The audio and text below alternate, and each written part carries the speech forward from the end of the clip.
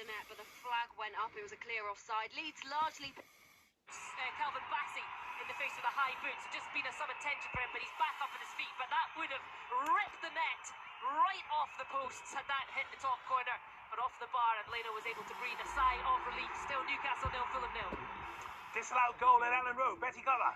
Yeah, still Leeds 2, Cardiff 0. Dan James just put the ball in the back of the net, but the flag went up. It was a clear offside. Leeds largely pinning Cardiff in their own half, though. Absolute dominance here from the league leaders. Cardiff do look dangerous on the counter, though, but they're just struggling to do anything when they do get into the box. Leeds defence just all over them and regain possession almost instantly. It's Leeds 2, Cardiff 0. Goal for Johnny Smith for Wigan Athletic. 1-0 against Lincoln City, and a goal of the Vitality, Chris Wise. Which has been scrubbed off. Bournemouth thought they'd equalise. Semenyo carrying the ball down the left-hand side. Kirkes on the overlap. He takes it off him, and it's at that point the offside flag has correctly, at least from my first glance at that replay, gone up, because Milos Kirkes has just run about half a yard offside. He's pulled it back for David Brooks. I mean, the finish from Brooks is absolutely brilliant. Fizzed it low and hard into Allison's bottom right-hand corner. But from the evidence that I've just seen looking at that little screen, Kirkes is offside, so it is going to be Bournemouth 0, Liverpool 1. Stuttgart level against Borussia Mönchengladbach, and a goal at St James's Park. Hayley Barber.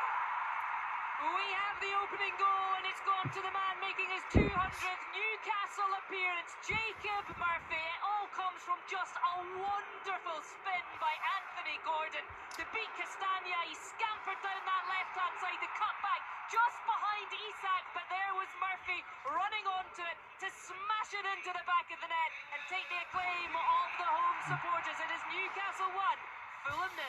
Inverness 1-0 against Queen of the South, thanks to Alfie Babbage on 36 minutes. What a finish this is, Ash. Yeah, absolutely.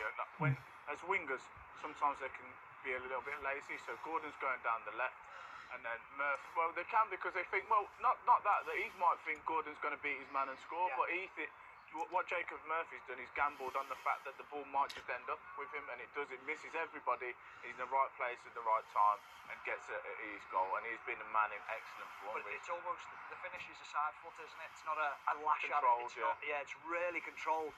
And I just think with Murphy at the moment, you think about his assist last week at Southampton, that lovely pass into Isak, he's a little bit calmer now as a footballer, and it's adding to the quality that he's got, because he is a great footballer. You find all those Newcastle United players seem to be improving game on game, especially in terms of confidence as well. Manager. I mean, he's a great coach, Eddie Howe, and we talk about being a manager, but he's also on the training field, making them better. Them as individuals. Yeah, and I think that's what you've got to look for. Not only a great manager, you've got to look at someone who can improve your squad, add value to players, and he's certainly done that, because if we rewind probably 12 months at this stage of the season, Almiron was the informed player. So Jacob Murphy probably was looking at it thinking, I'm never going to get a kick here.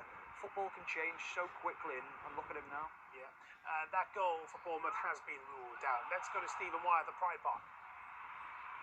Derby 0, Sheffield United 0. A slightly frustrating game, Jason, and certainly the Blades will be the more frustrated of the two. They've lost 3 of their last 7. It's a slump by the standards they've set themselves this campaign, and this game is much more even than they would like. Kenzo Houtmine and Lars-Jørgen Salvesen have both come close for Derby. Harry Clark's cross steered just wide by Rian Brewster.